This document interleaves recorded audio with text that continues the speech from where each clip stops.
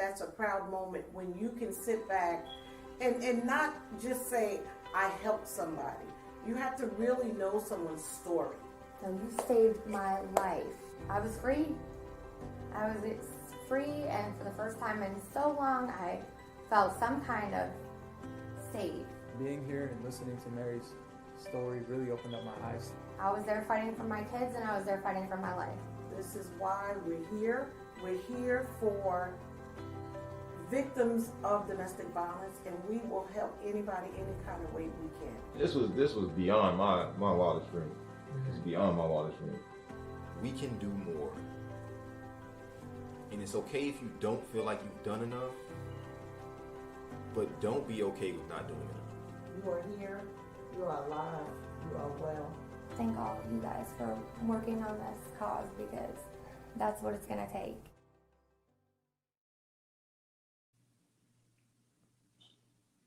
Assalamu alaikum. Peace be upon you all. Good evening, good afternoon, depending on where you are in the world. My name is Usama Mezri. I am the president and CEO here at Penny Appeal USA. And I have the pleasure really this evening of being your host. I'm really super excited for this evening. You know, we're here dealing with a really heavy topic. You'll hear for the next hour a conversation, a discussion about domestic violence, what it means when we talk about DV, some statistics, some facts, some really harrowing stories. But it's a very, very exciting night, because tonight, because of your help, with your help, we're actually doing something about it. Of course, this month, October, is Domestic Violence Awareness Month. And for us at Penny Appeal USA, this issue is not something that we just pay attention to in the 30 or so days of October. It's something that we've been working towards for a number of years. And I'm excited, the team's really excited that tonight, that hard work, that vision comes to fruition, and we're able to share with you, in a way, of course, that we did not anticipate because of COVID, the grand opening of our domestic violence shelter in North Carolina. It is a transition shelter. It's a home, a safe space, a refuge for women, not just Muslim women, but women of all backgrounds, to find somewhere to go and seek that safety, that refuge. It's going to be the first Muslim-run domestic violence shelter, run by Sister Saida, who you're going to be hearing from later today, somebody who's been working in the field of domestic violence for many, many, many years. It's the first of its kind in the Carolinas. Today is our grand opening. We're really, really honored and blessed to share this moment with you. And a lot of hard work, a lot of planning has gone into this shelter. And you'll hear about some of that planning, some of the hard work, some of the vision for why the shelter is really important, why it's needed, and really what went into tonight and getting to this point this evening. So whether you're watching on Facebook, if you're watching on YouTube, welcome. My name is Usama Mezri. I'll be your host this evening. We'll be together for an hour or so. You'll get to hear from some fantastic speakers. So you'll hear, of course, from some of the staff and team members here at Penny Appeal USA, and I'll introduce them later. But with me, first up, is somebody who is a friend, who is a colleague, has been an avid supporter of ours, and that's Ustadha Iaesha Prime. Ustadha Iaesha is the Director of Women's Programs at Darul Hijra Islamic Center in Northern Virginia. That's one of many, many titles that she holds. Sister Iaesha, how are you? Alhamdulillah, I'm doing fine. How about yourself? Alhamdulillah. Alhamdulillah. Because of COVID, we haven't seen each other for a while. We usually bump into each other in these conventions or during events. So I haven't seen you for quite a while. How are you? Alhamdulillah. By Allah's grace and mercy, I'm doing fine. Alhamdulillah. Family are well? Alhamdulillah. Everyone's doing well. Alhamdulillah. How about you and your family? Alhamdulillah. Can't complain. Where are you joining us from? Virginia. Okay, great. So welcome. Really honored and blessed to have you this evening. First question really that people may be thinking is, you know, they know Ustadha Iaesha Prime, they know you're a teacher, they know you're a spiritual guide for many. And why do we have you on talking about domestic violence? And, you know, what's obvious, what's clear is that many of our leaders who are on the forefront, community activists, dealing with people on the front lines, are obviously exposed to domestic violence. And I think that's why we really wanted to hear from you. So let's start there in terms of, you're out there, you're teaching, you're preaching, you're an activist, you're getting people together. How often do you interact or are exposed to the issue of domestic violence in our community? Well, I'll tell you, literally earlier today, probably about 2 hours ago or less, I received a call from someone who was from another organization saying, do you know a shelter that's open? Is the shelter that actually that's being started by the ICNYU with Imam Khalid Latif, is it currently open? Because I have an emergency case. I have a case of a woman who is educated, but is an emergency situation and needs care. And so honestly, cases of domestic violence are frequent, especially during COVID. It has come up more and more. Yeah, absolutely. When you look at some of the data and the statistics, and I've known this data for quite a while, but every time I refresh my memory and I go in and I look at some of the data that's updated, it's really jarring and it's really shocking, because when you're looking at the data, it's just numbers on a screen. But when you think about the fact that 1 in 3 women in America have either experienced domestic violence or will in their lifetime experience some form of violence at the hands of someone they know.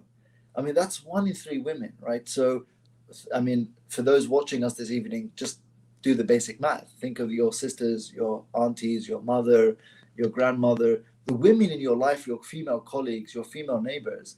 And 1 in 3, 1 in 4 are going to experience some level of violence. And so, it's interesting because those are reported cases, and the amount of women that I hear, especially that I come in contact with, that they have experienced some form of domestic violence or interpersonal violence, I would, the numbers keep rising. Right. Well, one question I have is, and this is a conversation really. So, a lot of people, I think, especially in certain communities, maybe let's say religious communities or practicing communities, feel that maybe, this doesn't happen in our community, right? Or this is not something that, it's a bunch of maybe drunks out there, it's alcoholics, it's a lot of the violence is due to drug abuse or whatever it may be. And we know, those of us who are involved in community work, that often the abuser is someone who is sometimes in our communities we may know at the mosque, and someone who is. So I wanted you, Sister Iaesha, to talk a little bit about that. This idea that somehow we may be immune, or that religious people or people who are conscious of Allah, of God, may be less likely to be abusers. I'd love to hear your thoughts on that as Imam Khalid joins us. So, there's a difference between someone being religious and someone being enlightened, right? And so what I've experienced is that women from all walks of life, whether they're, come from religious backgrounds, whether they're poor, whether they're educated, whether they're, different religions as well, whether you're Catholic, whether you're Muslim, whether you're a person of no faith, is that domestic violence comes in many different forms. In many women, different types of women are affected by it. So for those who were thinking that it's only for those, for the drunks or the, this or that, that's a misnomer. Right. Imam Khalid, Latif, Assalamu alaikum, welcome. We're joined this evening, very honored and pleasure to be joined by Imam Khalid Latif, who is the Executive Director of the Islamic Center at NYU University. Imam Khalid, welcome. How are you? Alhamdulillah, assalamu alaikum rahmatullah. Sorry to be late. I heard Sheikh Iaesha was going to be here, so I had to ask if I wanted to be a part of it or not. But then it's very gracious of you to join us. We haven't seen you in a while because of COVID. Are you well? Is the family well? Yeah, alhamdulillah. We're doing well. Thank you for asking. I hope you all are doing well as well. You're joining us this evening on a very kind of exciting and really joyous day, despite the heavy topic of domestic violence. For us at Penny Appeal, this is a day of celebration. It's a project that we've been working on for quite a while. And to be able this evening to have the official opening of the domestic violence shelter in Charlotte, North Carolina is really a moment of happiness for us, because it provides a solution, it provides a way out for many of our sisters who find themselves caught up in this really this test that they're going through. We were talking, Imam Khalid, before he joined us about the statistic that I'm sure you're familiar with in light of all the work that you do. The idea that 1 in 3 to 1 in 4 women in America at some point in their life will experience violence at the hands of somebody that they know. Now, one question that people may be thinking is, what does Imam Khalid know about domestic violence? And what's his exposure to domestic violence? So I wanted you, Imam Khalid, if possible, just to touch base a little bit on, and I know this personally because of our conversations, but you've had a massive, massive exposure to victims of domestic violence. You're also doing a lot of work in the New York area to tackle it. So we'd love to hear your kind of exposure as an imam, as a community leader at the forefront of a large active community in New York, your exposure to domestic violence and what you're seeing on the ground. Yeah, Bismillah. Well, I could actually hear you and Sheikh Iaesha before as I was coming on, and I apologize again for joining late. Maghrib had come in a few minutes ago in New York City, so we're just trying to catch that before it went out.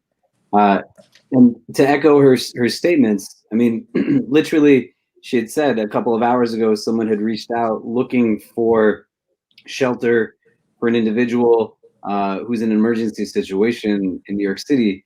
And the unfortunate reality is, our community in and of itself in New York City uniquely has seen every week in the last 15 years, at least one, if not upwards of a dozen women who have reached out to us through various means and platforms, who have men in their life who have no idea what it means to be a man. And where and how, as Sheikh Iaesha said, that's just the people who we're actually hearing from, the people who we're getting reports from, the people who are being referred in some capacity, let alone those who they have no mechanism or means. They are suffocated by communal apparatus that tells them that this is just how things are. When they have reached out for help, they are met with platitudes rather than actual service and individuals who know what it is that they're doing. And the numbers are likely that much more. And I think what's critical to understand is when we're saying domestic violence, the application of it quite often also limits to physical violence in that frame. And physical violence is definitely a part overall of the abuse that we're talking about. But to understand that it is one of many distinct forms of abuse that unfortunately we engage and we see quite often widespread in the Muslim community, as well as in broader experience just of the society that we live in.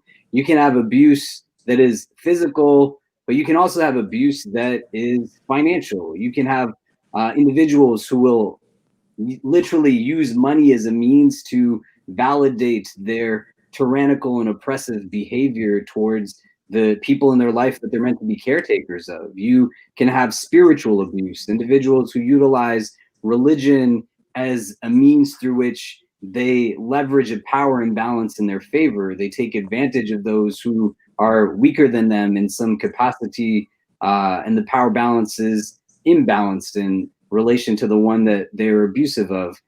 You can have emotional abuse, verbal abuse. We have sexual abuse. And to understand that, especially in a conversation like this, and you can continue on, the need to let people know who are listening, because likely there are people who are dismissive of this as a reality, which it is not something to be dismissive of. It is quite real. It is a deep ailment that impacts our community and people in it every day. You're going to have people who have gone through this, and at any point in time, if you're listening and something is triggering, you need to take a step away. If it's bringing stuff up, then take the time to do that. You're going to have people who they themselves are trying to figure out, well, what their role is within it, and to be able to recognize it in the multiple manifestations of it, so that there's no justification or validation in any of its forms, becomes a necessary component. But we unfortunately see it all the time. You touched on this point, Imam Khalid, on the issue of, I mean, and Sister Aisha, we spoke about this, the idea that the data that we have shows that it's a problem that affects all communities, regardless of color, regardless of faith, regardless of religion, background, etc. It's a human problem that we have. Now, when I think of NYU, and it's an institution that both of you are involved in, people think of NYU as, okay, it's educated, it's open-minded, these are it's a well-to-do community in an urban, modern setting like New York, and that domestic violence, maybe in a community like yours, may not be as prevalent as, say, an older community, a first-generation immigrant community, or a poorer, socioeconomically deprived community, right? And that somehow domestic violence is limited to socioeconomic status or ethnic culture or whatever that may be. So I wanted both of you to just touch on that. I mean, you've seen cases, I'm sure, where of educated, wealthy individuals and others being just as impacted by this. And I just wanted to explore that a little bit, that it's not a problem that plagues certain communities. I mean, you just said it in terms of that it's not a problem that plagues only certain communities. And that even goes back to the statistics in terms of those who are seeking help, those who are willing to report it. It actually turns out that those who are considered more educated, that they come from a more privileged background, or if they feel like they're in a certain economic strata because of certain shame, or that you shouldn't be in this category, many times they're less likely to report their situation, as opposed to again, women who are saying, I'm going to come forward. And so there are a couple of dynamics to look at as it relates to that. Number one, again, no, this is not an economic issue, as Imam Khalid Latif just mentioned, that even interpersonal violence that's economic based, can be from someone who's very affluent, right? Using it against the people in their family in order to usurp certain power. And then again, in terms of looking at domestic violence, that in terms of sexual abuse, in terms of emotional abuse, religious abuse, using whatever tools that they have in order to usurp a certain position or power over them, by which to dominate them, to weaken them, to disempower them, to make them subservient in some sort of way. But also there are other aspects as well. And that is, domestic violence is not necessarily linked to a particular race or economic sphere in the society, because there are multiple reasons, right, for why domestic violence exists. Yes, there's a relationship sometimes between domestic violence and poverty. Yes, there is sometimes a relationship between domestic violence and substance abuse, but sometimes domestic violence is linked to the Super Bowl. Sometimes domestic violence is just, it may be people wanting to usurp a certain sexual power over someone, or dominance. This is definitely not linked to economics, or, sometimes it can be linked to substance abuse. But then other aspects, when it comes to the emotional as well as the religious abuse, this is definitely across the gamut. This is definitely, you see this in every aspect of the community. And those are the things that aren't reported. And I actually wanted to stay on that point, that your last point that you mentioned, Sister Aisha, which is this idea of spiritual or religious abuse. Now, we know many of our supporters at Penny Hill come from the various Muslim communities in the United States. And as Imam Khalid said, there may be both actually brothers and sisters, females and males, watching this who may be victims of domestic violence. And we'll talk about the gender issue, I think, later on in the evening. We know, those of us who grew up in the community, in say, religious practicing community, one thing we often heard when we would hear of cases of domestic violence would be often spiritual leaders or imams telling, in this case, women to be patient, for example, right? And so we may have sisters watching today who find themselves in violent marriages, in marriages where there is abuse, whether it be physical, financial, emotional abuse, and they may have gone to seek spiritual guidance and advice from the local imam, only to hear that, that this is a test, that Allah will reward you for your patience, that you must stick this through, etc., etc. I wanted you, Stacia, to touch on that and to talk to that point. Well, this is actually one of the most challenging aspects to interpersonal violence is that when someone uses, religion as a basis to stay in an oppressed situation, to stay in a situation that actually may be extremely harmful and sometimes life-threatening. And again, Imam Khalid, he mentioned about whether or not that person is trained or whether or not that person actually is equipped in order to be a person of assistance, right? To be a person that can actually make a difference in that person's life. And so, when when a woman comes and that person, she reports, I've been abused in whatever capacity, and he tells her, well, this is just be patient, or this is your decree, this is accept Allah's divine decree. That's deeply problematic. Nor is it consistent with our deen, right?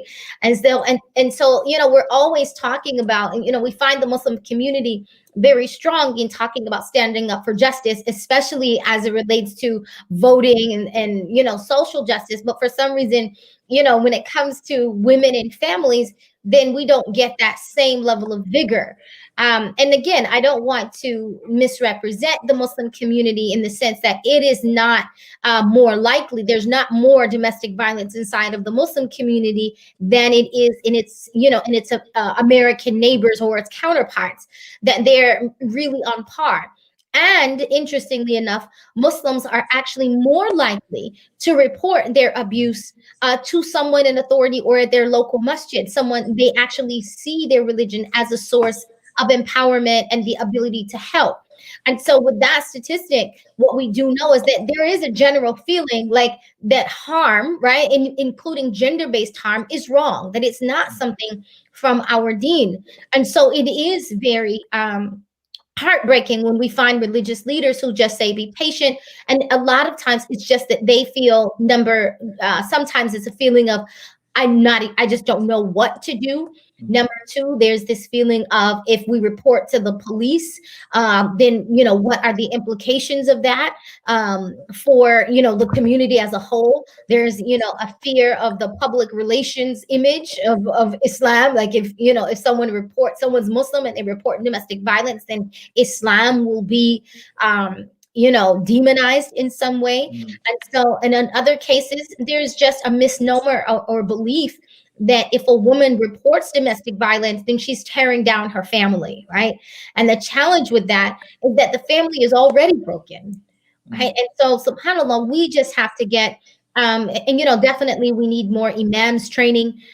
We need more religious leaders training in terms of being able to assist, right? To assist those who are in those situations. It may cause, it may need intervention for mental health.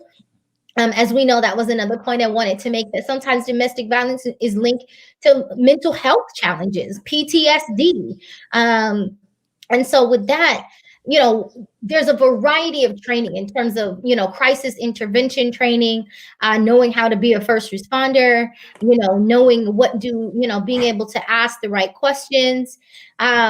This is even as working at the ICNYU, even sometimes, subhanAllah, many times it's complicated. You don't always ask the right questions. You don't always respond in the best manner. Sometimes it's a situation where you want to help, you may be sincere, but finding the right language, the right methodology, because every case is different. Right. And so it just requires us to be more aware, to be more compassionate, to be more willing. And, it requires us to just keep showing up. That's Absolutely.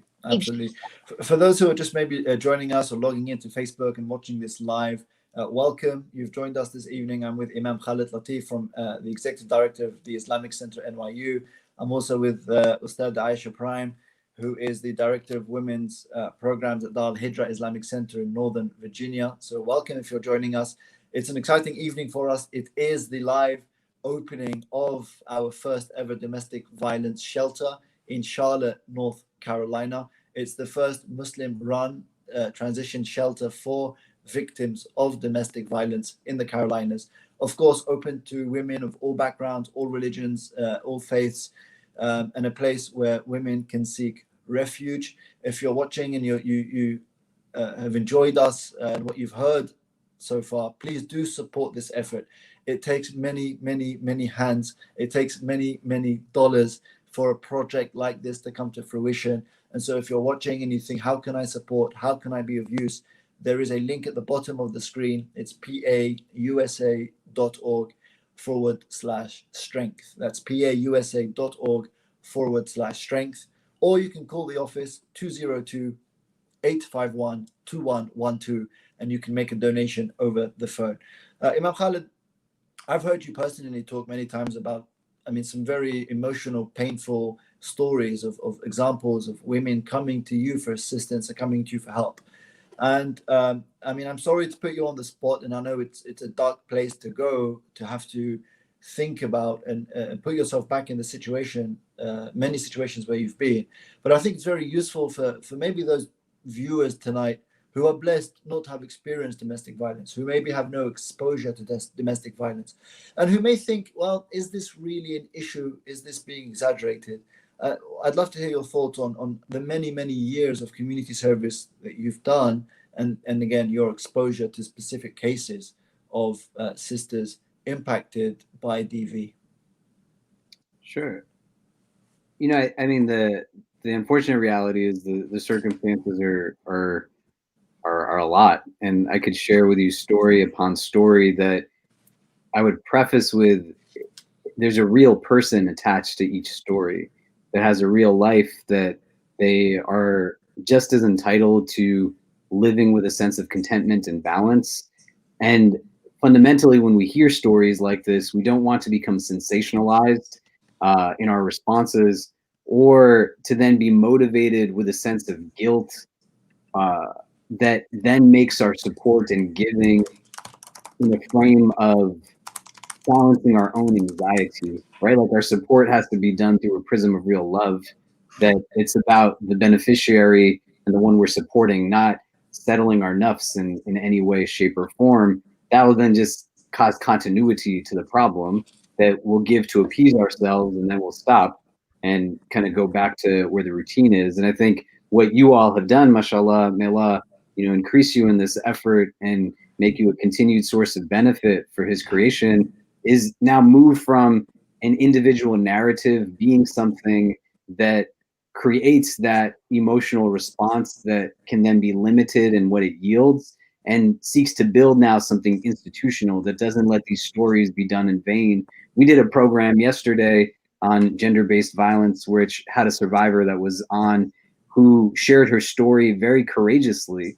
And for a good 15 minutes, she spoke and she broke down, and she spoke and she broke down. And as she's talking, she says herself that I'm reliving what it is that I'm going through, that she had entered into a marriage already with a child, and she didn't even know, she said, that I found myself in an abusive situation, that I was so immersed in it and it was having this impact on me that it took me a while to even know what it was that I was surrounded by and what was drowning me and suffocating me. And she shared with us story upon story of how it went from mocking to ridiculing to embarrassing to hitting, pushing, shoving, to then just straight punching and beating.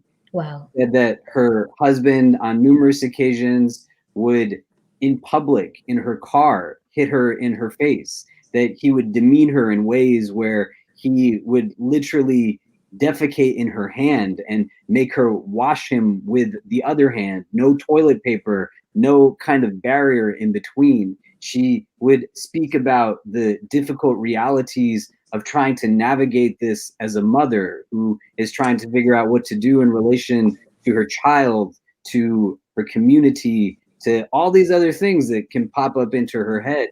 And very clearly, it's something that's still there within her. And as she's speaking about it, she's giving indication of those who delegitimize her experience, those who were not there to support her in comparison to those who were actively there to support her, to be there with her, to help her, not because she's helpless by any means whatsoever, but to help her because that's the right thing to do in a circumstance like this, get to where it is that she's entitled to be. And we had people who were tuned in, listening in a Zoom, and every single person is in a space where you could see, even virtually, they're typing out words, wanting to do something. And a project like this now creates the mechanism that for those who want to do but don't know how to do can get plugged in as supporters, as donors, as volunteers, as well as people who are willing to understand and get educated and learn about things. As you were saying before, there's people who go to local religious figures who may or may not be trying their best. And sometimes it's the latter. They're definitely not trying their best. But you can go to spaces like this and create now opportunities for services that come out that render educational awareness, that render bystanding training so that people can be more upstanding and know how to step up, to understand what trauma actually is and how it can sit and live within a person, and why knowing what it is and understanding how to relate to it is a key variable. And where there's not these types of things, it can be hard. Another woman in our community had reached out to me. She would tell me that she would sit on the park bench near her apartment when her kids went to daycare and kindergarten and her husband went to work, and she would just cry and cry and cry for hours trying to think out what her life had become. And she found herself in a place where family was telling her, you better not leave this man because what will it do to our reputation? And if you leave him, you cannot come and stay with any of us. You're going to have to figure out things to do on your own. And when she left him, she went into the New York City shelter system, where she found more drugs, theft, prostitution, because governmental apparatus is very low funded. And that's not an excuse. This is why we tell people, amongst numerous reasons, that there should be a defunding of law enforcement and funding should be given to other apparatus such as this. But many of these shelters are set up to just push people out as quickly as they come in, so that there's a kind of revolving door that is not letting anybody stay for really too long in a meaningful way. And she found herself in a place now as she's trying to navigate this. And we gave her some zakah at one point and she gave it back to me. And I said, why are you giving this back to me? And she said, I don't know what to do with it. I've never had a cell phone before that I pay for. I don't know how to open up a bank account. I've never used my own credit card. She had no resume. She didn't know how to navigate many of these spaces. And it became more and more and more challenging for her. She found herself in somebody else's home for a few days. They came to see me and said, I don't know what to do with this woman. She comes into the house, closes the door. She's very quiet, doesn't talk to anybody. She's making me very uncomfortable. Doesn't she know what it feels like for me in front of my guests when she's behaving this way? And I said, this woman has lived in hell. Like, she's probably getting used to being in a bed, not worried that somebody's going to come in a few minutes, rip off a blanket and just thrash her for no reason whatsoever. She's getting accustomed to silence because for her, silence was the onset of somebody coming and violating rights that she has over them. And your biggest problem is that for a few minutes, you have to just sit with her while she's not talking. And that's like your big issue. That's where your empathy lies. This woman then found herself in a place where she didn't know where to go. She tried to reach out to family members, went to where they were, didn't know how to kind of navigate them closing doors in their faces. And she jumped from place to place to place. And then one day I got a call from a hospital and they had said that this woman told us to reach out to you in New York City. We found her in an abandoned house and she had taken a knife and cut into her own stomach, subhanAllah, because she just couldn't take it anymore. She went from place to place to place and door after door after door was closed on her. And she was internalizing all of this. Where is the community that people speak about from their members? Where is the family that's leveraging text in a way to validate what it needs for itself, but doesn't now step up to reciprocate the honoring of rights? And she couldn't do anything other than try to figure out how to end it all. And now they called me and I'm miles away from her, but she who else is she going to tell them? And so as we're engaging in conversation and trying to figure out what is it that's going on, she said to me, I don't even remember taking that knife and cutting myself with it. She said, I had no idea that I did that to myself. And she said, if I didn't see the scar on me, I wouldn't have even think that it happened. But she's living with this emotional pain that overcomes her to that point. And she's not doing it because she's a bad person. She gets there because there's an absence of communal supports for her that if we are not building them, who else is going to build them? Absolutely. And this is where like the need for spaces like this become critical. And on that point, absolutely. Tonight is really a hopeful night. It's a night of optimism because it's about providing a shelter for that sister, for sisters who find themselves in that situation, so that they don't have to go to a family member who may not be welcoming, so that they don't have to go to a random member of the masjid who, even if is hospitable, may be hospitable for a week or 5 days or 3 days, but then they find themselves out again. And so the shelter really, that's the whole objective, is a home, and not just a home, a shelter, but a place where they can access culturally sensitive services. Imam Khalid, you touched on so many areas that we're going to, inshallah, in the time that we have, break down and get into some of that, why it's important, for example, to have a culturally sensitive shelter that understands the needs of ethnic women, of Muslim women, of, and that actually provides services that takes that into consideration. So I'm really happy now that we're going to be moving live to Charlotte, North Carolina, with our sister Saida Sudan, who is Penny Appeal's domestic violence project lead. And so I think in the back end, they're going to transition us now live to Charlotte. Oh, there we are. Assalamu alaikum. I hope you can hear me, Sister Saida. How are you? You may be muted. Of course, it wouldn't be a live webinar without someone being muted. Can you hear us? Okay, so we see you there, and let's have the, inshallah, the cutting of the ribbon.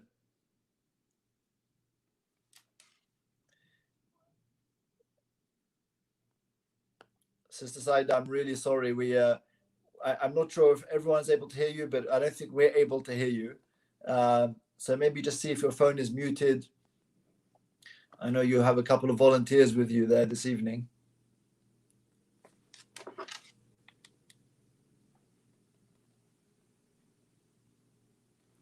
So while they're dealing with technical difficulties, we're watching Sister Saida with live in Charlotte, North Carolina. She's cutting the ribbon. It's a moment that she has been working many, many, many months for.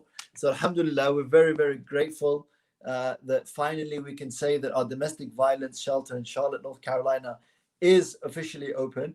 What we're going to do is have a tour of the shelter. And so I'll be speaking until we can get Sister Saida back with us. So what you're looking at is the office. So that's home for Sister Saida and the staff. That's where the magic happens. A lot of the intake and the welcoming of the sisters who will be using the shelter, obviously taking their information and providing a range of services, not just the shelter, but helping them get back on their feet, apply for financial assistance. How do we help them get a more permanent shelter? How do we help them get back if they are back to work or get into work? There are so many things that need to happen. It's not just a question of finding a shelter, which of course is step one in the process. Step two is how do we then help these individuals get back on their feet? So that's the office. Let's see. I see you there, Sister Saida. If you just hit the unmute button. Don't do the mic. Okay, can you we hear hear me? you. Wait, you went back to We hear you live and clear. Okay. I am so sorry for the I'm sorry, this is live. When you do it live, you're going to get some technical difficulties. While they're fixing that, I'll come to you, Ustadha Iaesha Prime. The idea of a culturally sensitive service, I mean, some people may ask, well, why do we need a Muslim-run or a Muslim-led domestic violence shelter? And of course, not only are you Muslim, but you're a female. So talk to us a little bit about what a woman expects when she's leaving her home and running away in that context. And she goes to a shelter, what does she need to fight? Yeah. And why is it important for that Muslim aspect? So, I mean, one of the things, of course, is, in terms of a certain level of privacy, right? The not feeling further ridiculed or further judged.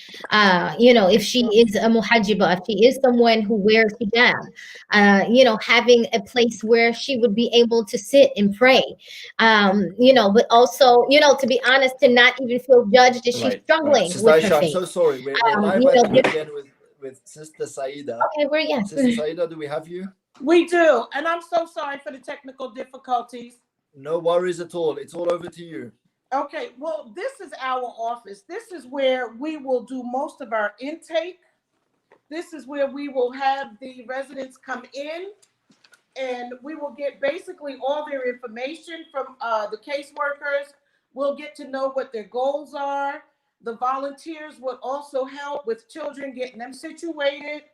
So this is where the residents not only get to hear what we can do, but we're here to assist them with the goals that they're planning for themselves. So we're going to go and we're going to walk through. Again, this is our office. And now we're going to give you a brief look at the office. And now we're going to go into the dining area. This is our dining area where our residents will eat with their children.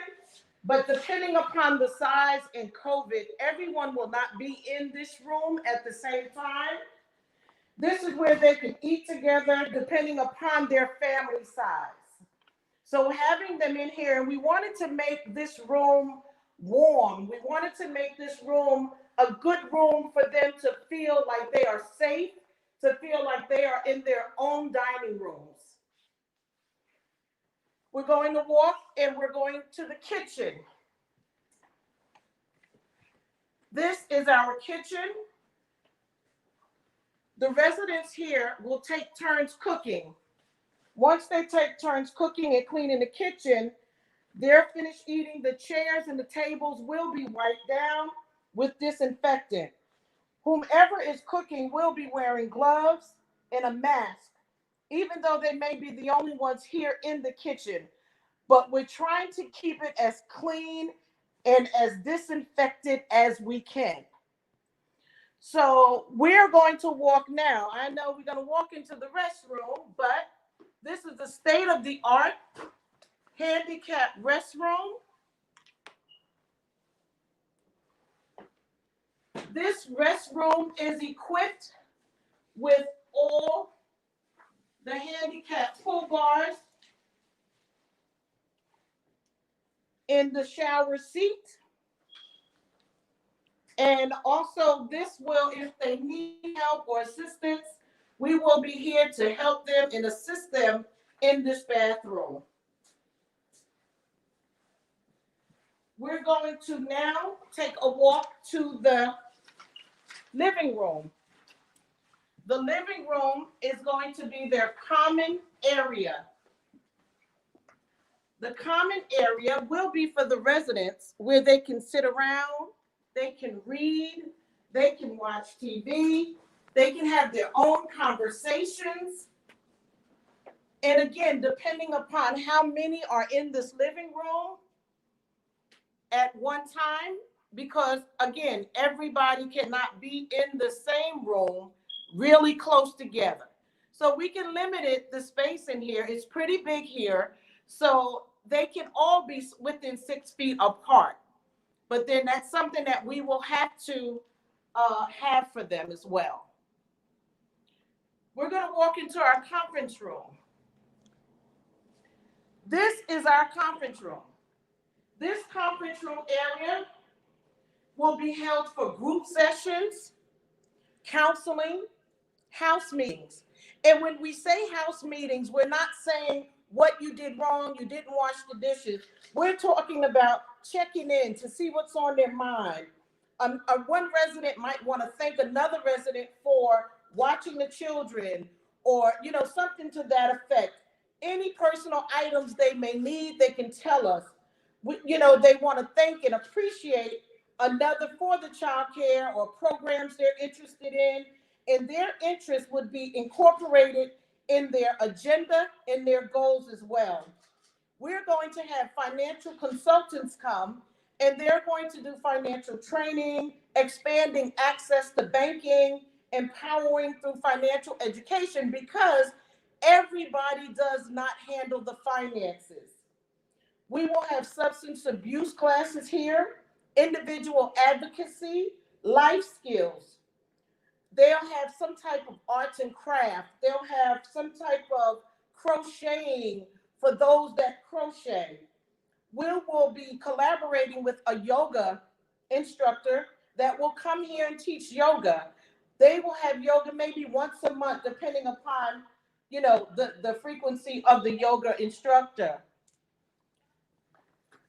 We have laptops. The laptops we have are for the children here. And these laptops were donated by our local masjids, because at this point, we don't know who are still homeschooling. We don't know what adult may need to fill out for applications, for whatever that need may be. The adults may need to be in school. So we have laptops for them as well. Here was some of the gifts that was donated to us. We have many more, but we could not fit them all on this shelf. But these are some of the things that we have received. We have an area here. The area here will be for the children that may need therapy or want to talk about some things. We do have a therapist. She's a psychotherapist that will be here with us. And we'll have, we have little things for them to go inside these little boxes, like balls and puzzles and things of that nature. So now I would like to walk you through some of our bedrooms.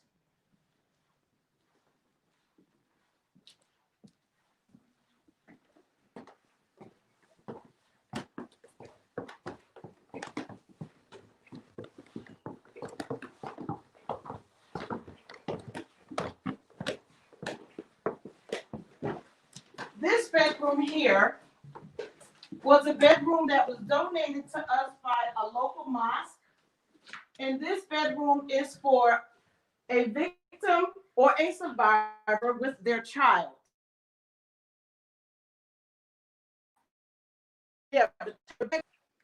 We have. So this was actually for the resident and child. The other room that we have will be for single residents. This is a room for single residents. And this room as well was donated by another local mosque.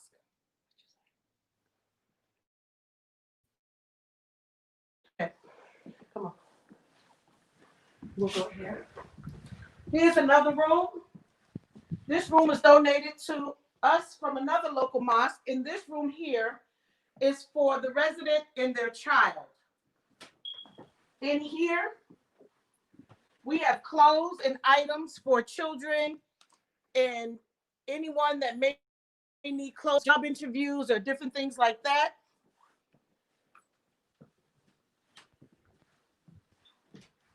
And this is our last room. This room here is for single residents as well. The middle bed will be taken out for covert. Okay.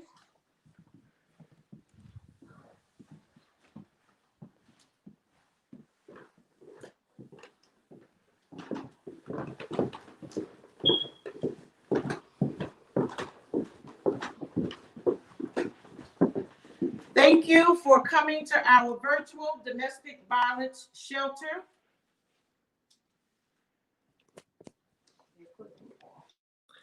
Sister Saida, thank you so much. That was amazing. It's the first time that I've seen it in its completed form. I saw it right at the beginning, and it's been a long road. And we're going to be talking to Sister Saida later on, and Shafak Zia, our program manager, about how we got to where we are today in this opening, finally, of the shelter.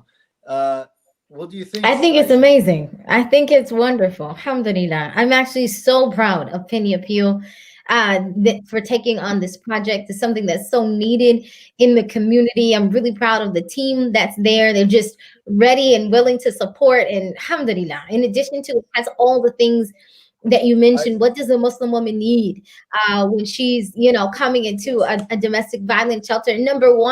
The number one component that I see that stands out for me is the restoration of her dignity. Right? That is just, the opportunity for her to, she is ready and willing to have skills training, as well as, to build up her resume, to help, get a job, even the assistance with care.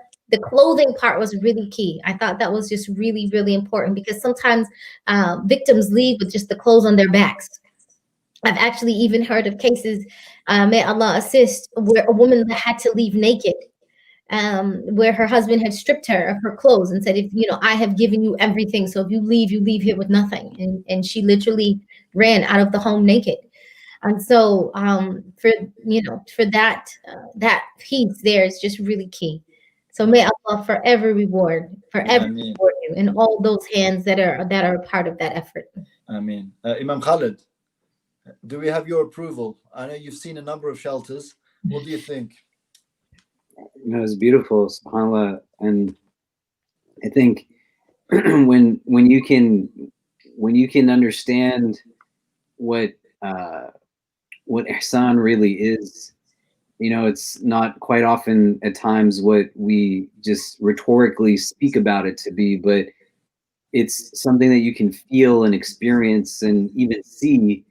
And just the amount of real care and love that you can find in the ways that each of these rooms are built out, the pure aesthetical beauty that denotes that whoever it was that was behind trying to think out, well, what will really help with healing, may Allah bless you all for it. It's going to be a lot of people's lives who you're going to help to save, who you're going to help to bring healing to.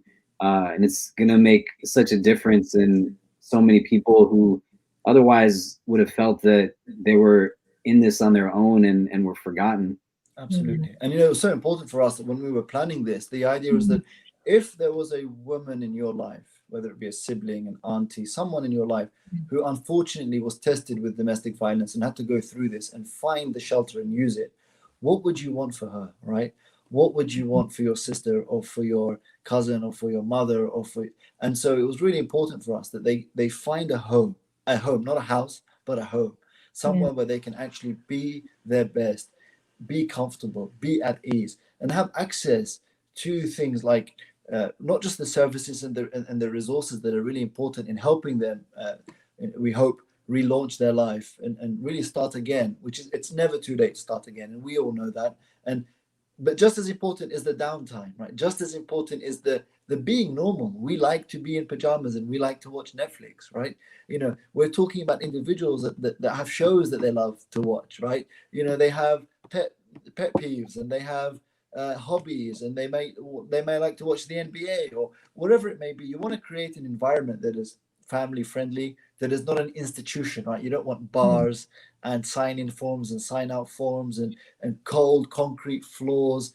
It's not an institution, it's a home for women who are escaping domestic violence. And so we're really, really excited that we're officially open, that anybody who needs assistance, and you don't have to be, of course, in North Carolina. If you can get to Charlotte, North Carolina, you have a home for you.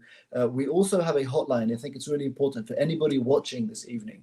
If domestic violence is something that you're struggling with, you're a victim of domestic violence, you're a survivor of domestic violence, and would like to discuss it, we have a dedicated hotline.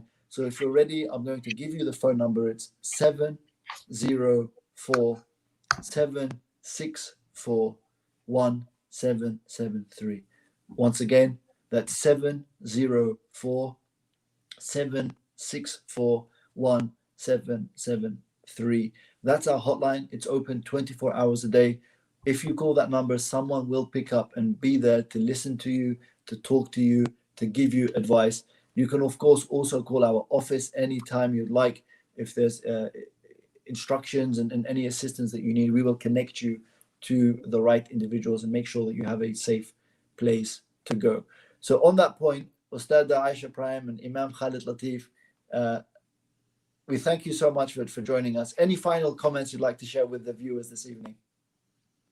And just want to say congratulations to you, Penny Appeal. I want to say to women and men who are out there that if you are suffering interpersonal violence, be not ashamed. Know that, women above and below have experienced this. And, if you can get to the phone to call the number to get help, please do. Please reach out. Please reach out to someone, that you can talk to, at least to find safety. Find safety. And don't despair from the mercy of Allah. For surely Allah is there to assist.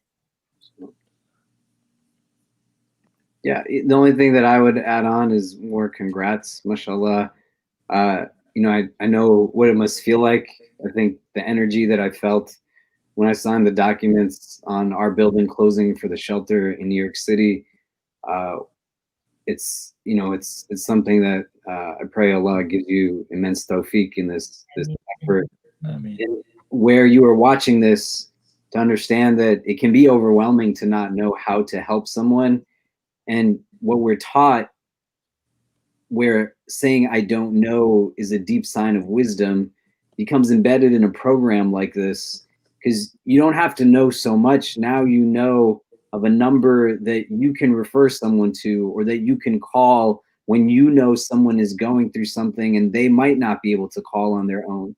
Or you have an organization now that you can reach out to say, how do I become better equipped? Or most importantly, that you support and donate to this project so that they can continue to fulfill the communal obligation that they're doing on behalf of each and every one of us, so that all of us don't have to go and do this ourselves. We just support the people who know how to get it done, and they're doing it well with good, inshallah, intentions and good skills, professionalism, credentials, trained individuals across the board. It's incumbent upon everyone who's watching this to share this video of the live stream, to share the information so that other communities start to replicate this. And I'm not speaking on behalf of my brother Osama, but I'm pretty confident, knowing him, that if other cities in the countries reached out to Penny Appeal and they wanted to build an actual shelter that replicated this model, get the people together with the funding, the necessary components, the volunteers, that Penny Appeal is committed to doing whatever it is that it can in its capacity to help people who are in need. And so think big on how you can bring it all together. But even if what you're doing is just making that referral back to this agency, don't undermine it. It could really save someone's life at the end of the day. Absolutely, absolutely. Once again, Jazakumullah khair. Thank you both. May Allah reward you for your time and your efforts.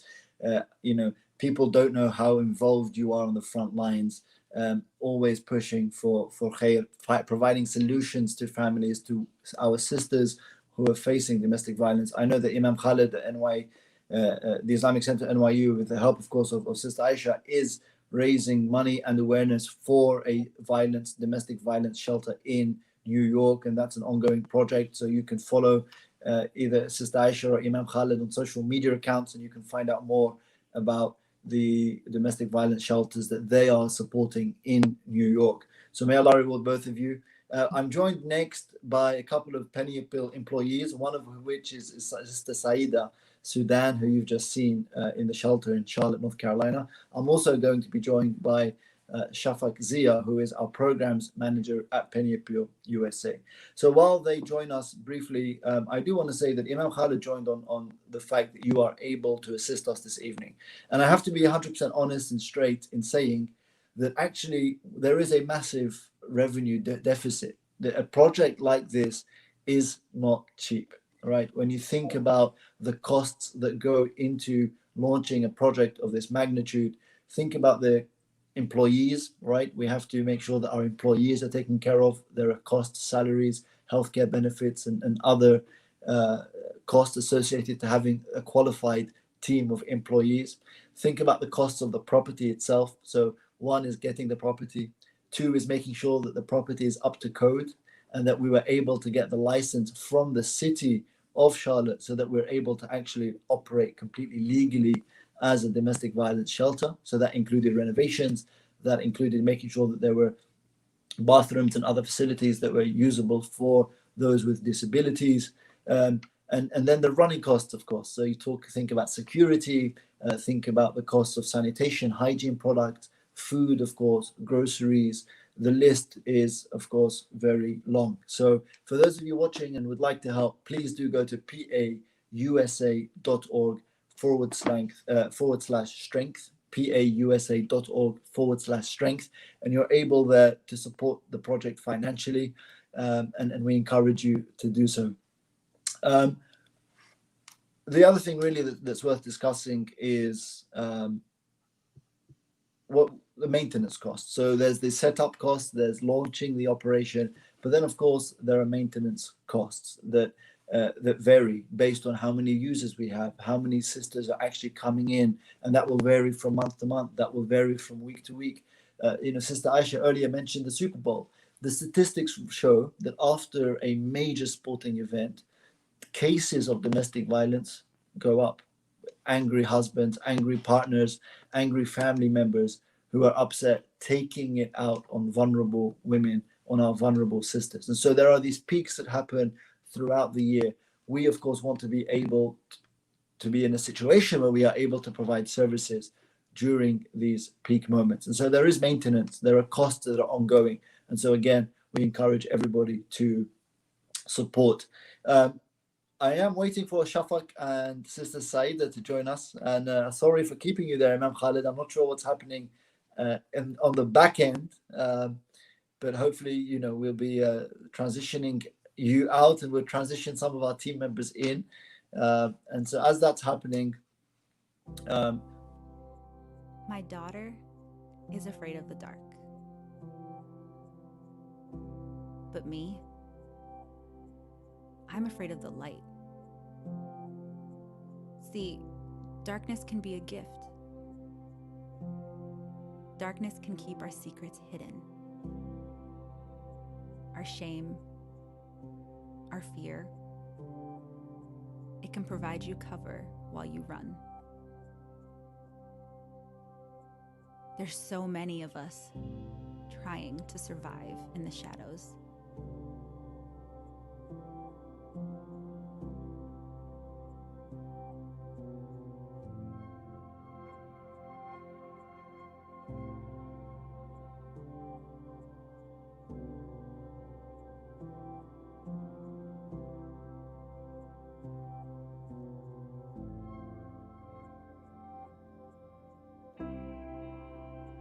Now I know that there's love in the light.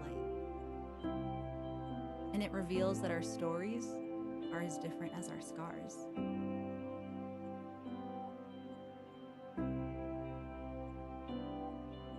Her world is silent.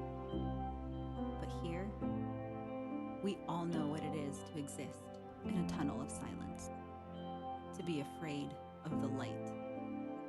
It's so often in the darkness that we find our strength, that we overcome.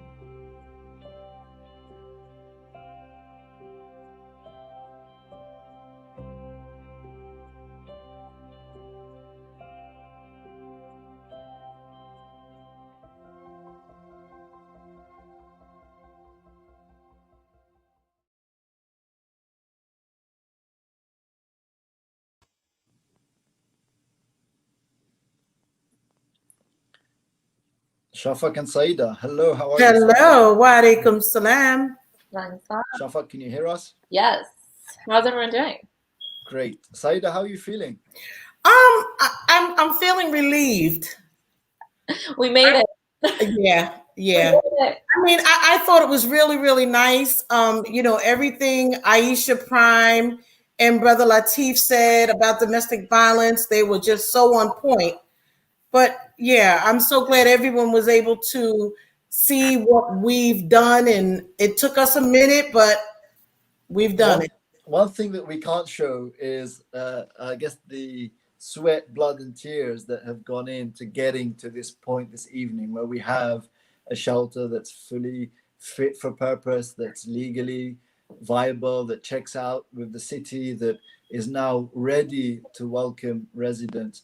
Tell us a little bit. I know it's a long story, so we'll have to keep this very brief, Saida, but from your perspective, your journey with domestic violence and helping victims of domestic violence has been a long one. Before the Penny Pill chapter, if you like, there were previous chapters. And so it's been a long road, and it's been something that you've wanted for so long. You've wanted in Charlotte to open the doors to a domestic violence shelter. So tell us a little bit about that journey in a few minutes. Okay, I'm gonna do real quick. Well, when I started out in a level 1 trauma center emergency department in New Jersey, which I was there for 23 years.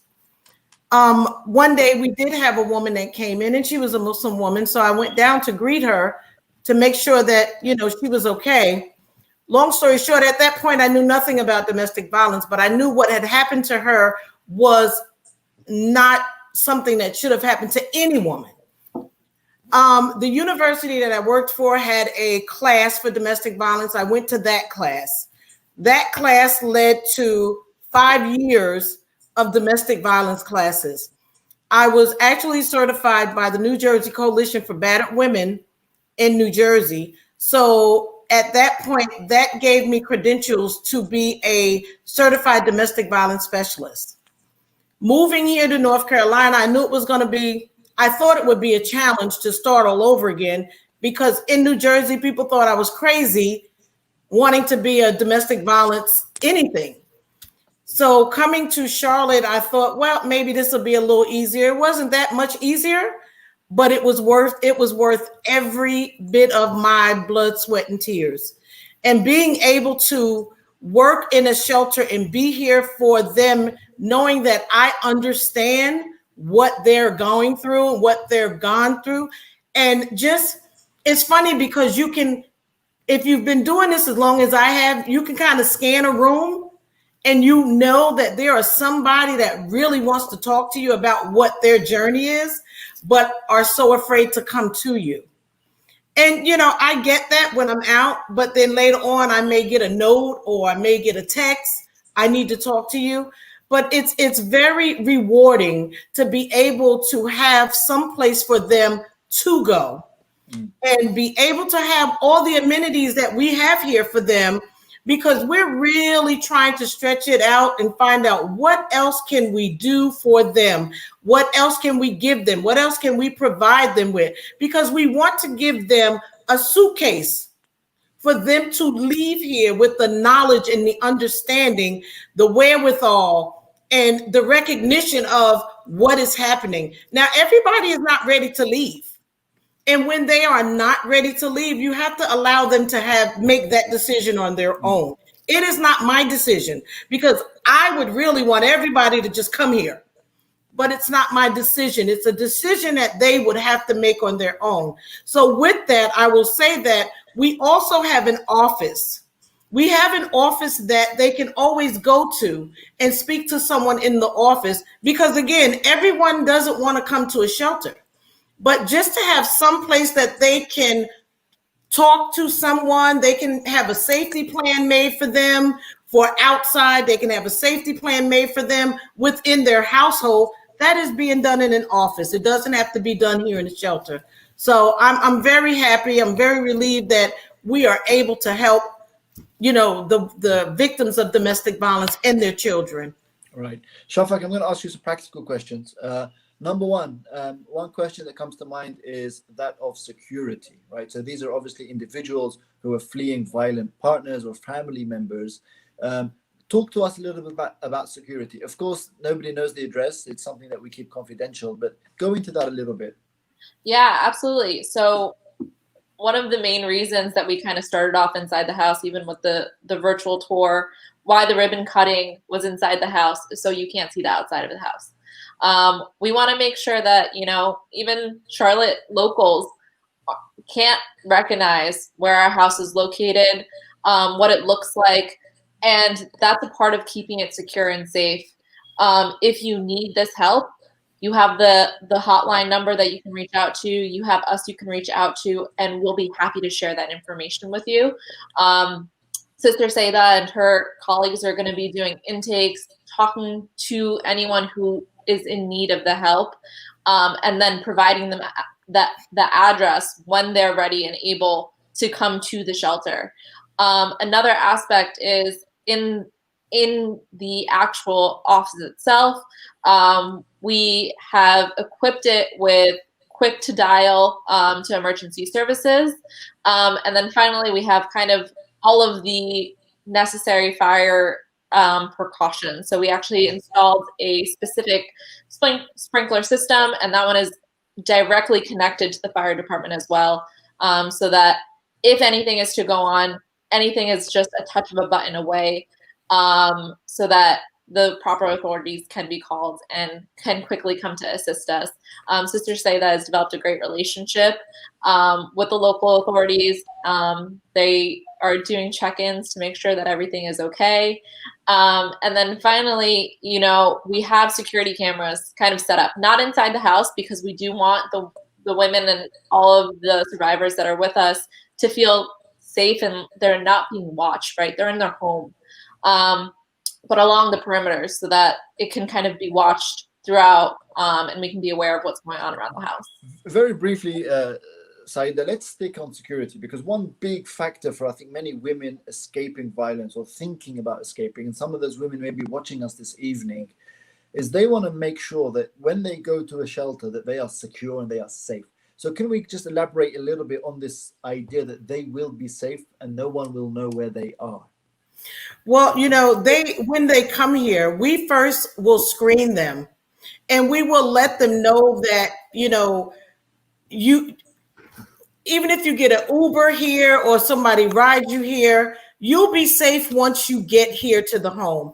We have, as Shafak said, I have made very good friends with the officers here, and they come at the drop of a dime. They sit outside. They let me know they're outside. They come, they knock on the door. So they are really safe here. And in terms of, you know, a lot of the women are afraid because some of their husbands are law enforcement.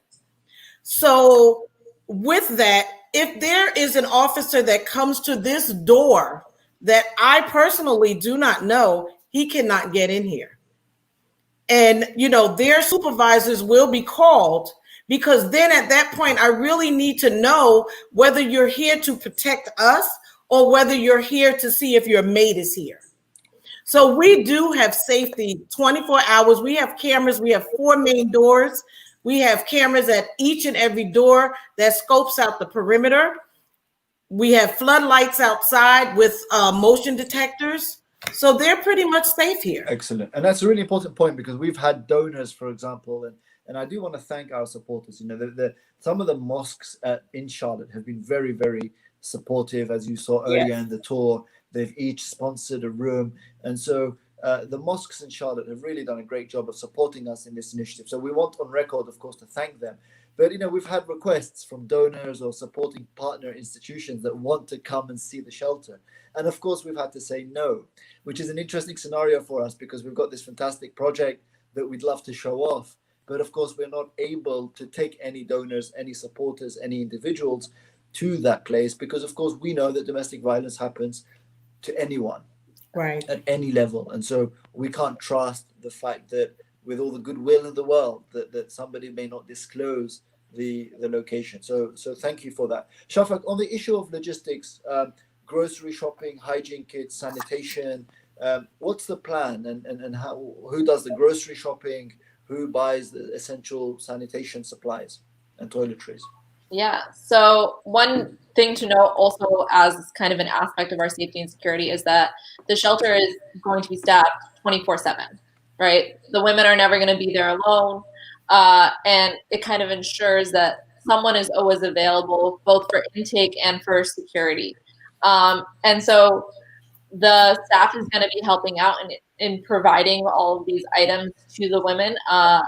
The fridges will be fully stocked. You guys got to see some of the materials that have been donated to us through our Amazon Smile link, which is another way that people can actually donate goods if they don't want to donate monetary. So that is a way that, it's always going to be, everything's going to be available inside the shelter, provided by our staff. And that kind of goes into a lot of the maintenance costs that we have, right? Ensuring that there's always food available, ensuring that there's cleaning supplies, especially in the current pandemic going on, making sure that everything is clean constantly is a big focus for us. So just to reiterate this point, Sister Saida, if someone is watching and they need to talk to you now, today, this evening, they want to come to the shelter, what do they do? When they call this number, we need to really see if they are in imminent danger. So let's give the number first. So we're talking about our hotline. So sure. If you have a pen and paper, it's 704-764-1773. So you call that number one more time, 704-764-1773. So they call you and they will reach you, correct? They call me and they will reach me, and I will ask them the first question that I ask everyone are you in a safe place to talk? They'll give me their information. They will say to me, I'm leaving. I just had a situation. I'm next door at my neighbor's house and I need a place to go before he finds me. I will take some brief information on what happened, things of that nature, and I will have her come here. So at that point, once she's here, I would probably not do an intake at that point because sometimes people are so rattled, they can't get it together. I will allow them to come here, kind of just calm down, give them a room, a place to sleep, and we can start all over in the morning. And on the tour you did, Saida, you spoke about children. Of course, there are many, many victims of domestic violence who are thinking about what to do with the kids. They may have one child, a baby, or they may have 4 children. Are they welcome with children? Yes, they are welcome with children. We don't care how many children you have. We will because we can have up to a certain amount of people. So when it comes, what's the capacity? Which is 10. So now, does that mean 2 adults and the rest are children? If you have children, you are allowed to bring them here to the shelter. We have things for them. We have clothes for them. If you can't grab clothes, we have clothes. We have toys. We have books. We have the laptops for them to continue their schoolwork.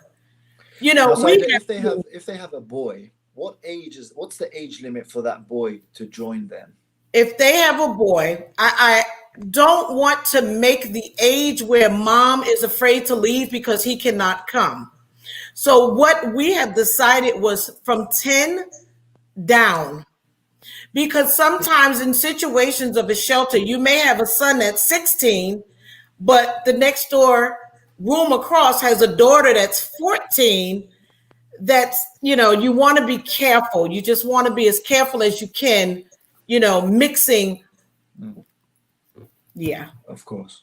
So if there are boys involved, any children, any boys under the age of 10, 11 really are welcome. Anything more than that, then another solution. You'll help them. Yes, I will definitely help them find either another shelter that will take them. We have collaborated with so many shelters, not only in Charlotte, North Carolina. We are out in different counties.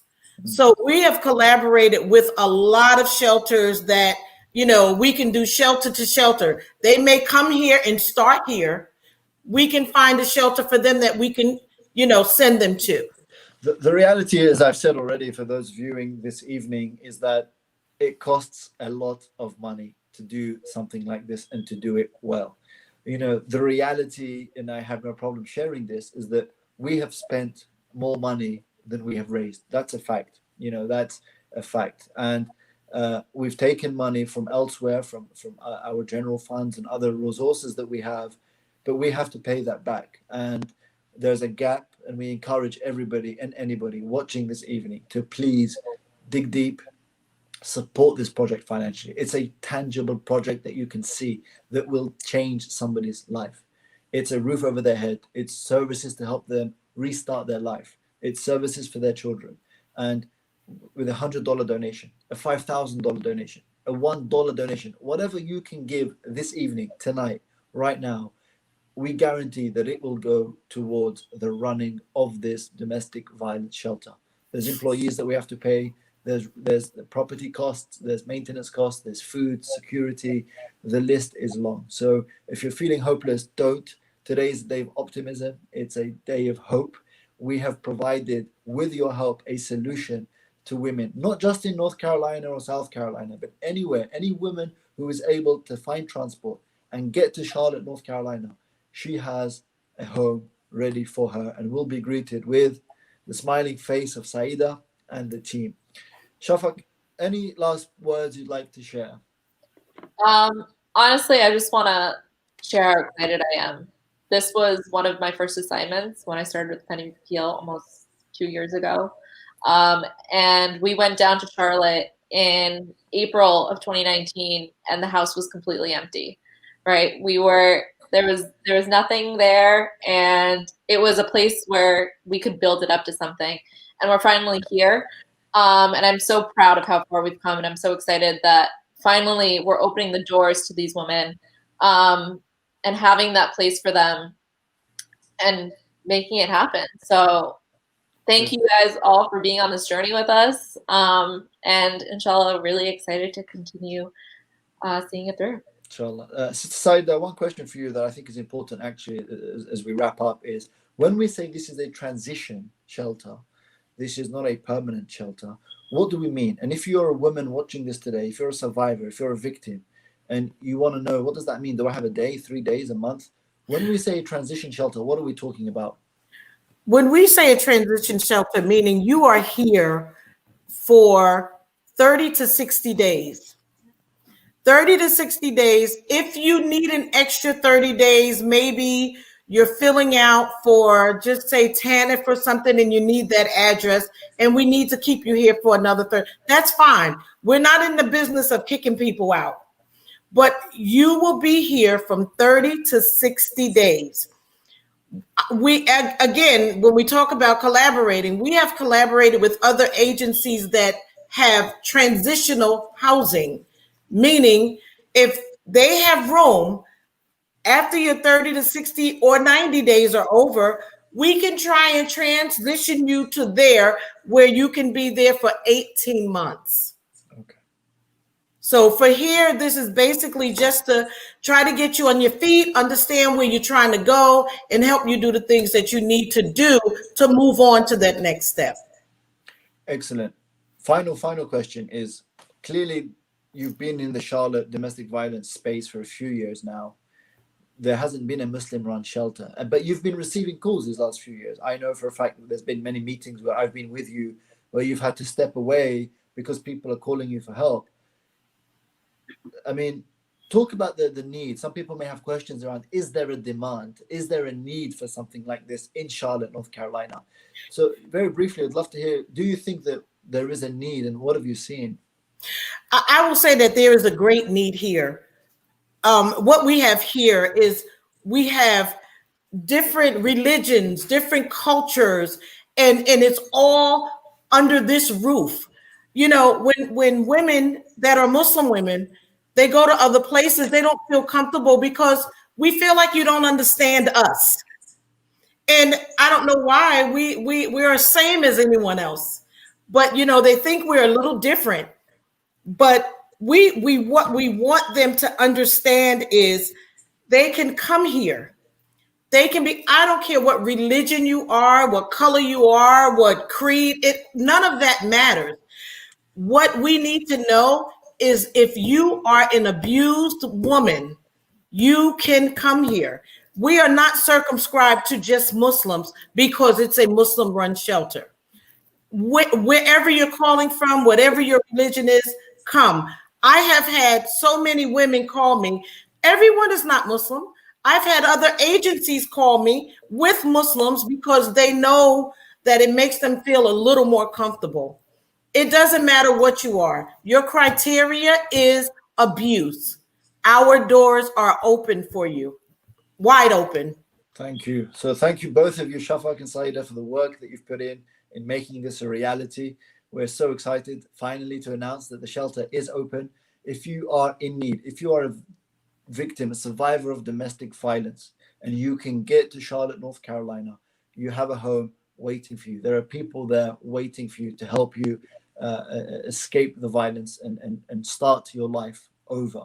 I'm going to end by really an appeal to those who are maybe feeling hopeless or who feel that they're not being useful. There is a lot you can do this evening to help this project become a reality.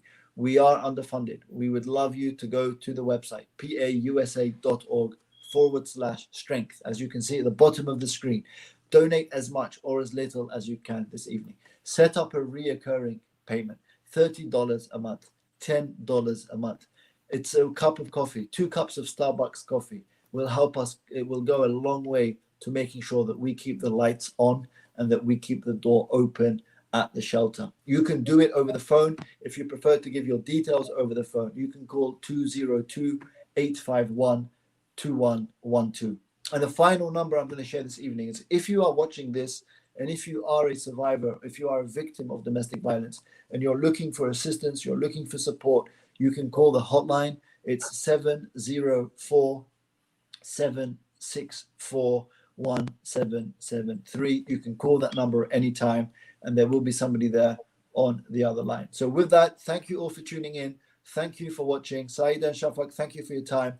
Thank you. Have a good Thank night. you. Peace be upon you all.